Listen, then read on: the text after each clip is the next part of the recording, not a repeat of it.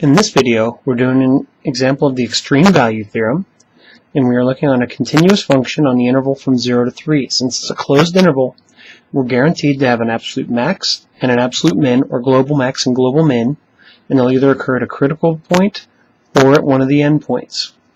So the first thing we do is identify any critical points by finding our h prime of x. Well, this is going to be a product rule. So first I'm going to leave the x alone and take the derivative of e to the negative x. So e to the negative x times the derivative of the exponent to negative 1. Plus, now I'm going to leave e to the negative x alone times the derivative of the other side, which is x. Now anytime you have this, the easiest thing to do is going to be to factor out any like terms, particularly the e to the minus x. And then see what we have left. So we're going to have a negative x plus 1. To find any critical points, we're going to set this equal to 0. And this point will never be 0.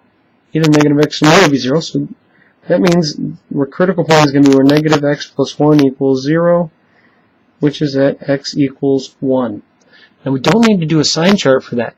Once we have our critical point, we evaluate our function at our endpoints and at our critical point and see what's the biggest and what's the smallest. So h of 0 is 0 times e to the negative x. It's actually pretty simple. It's just 0. H of 3 is 3 times e to the negative 3, or 3 over e cubed. It's going to be a pretty small number because of e being cubed. H of 1 is 1 times e to the negative 1, or 1 over e. Clearly the smallest is 0. So that's going to be our absolute or global, depending on which term you're using, min. They're synonymous. Now we need to know which one of these is larger.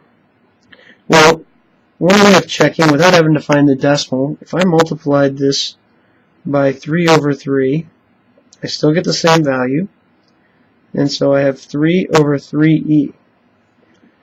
E cubed is much larger than 3e. So that tells me that 3 over e cubed is going to be smaller than 3 over 3e, which is equal to 1 over e.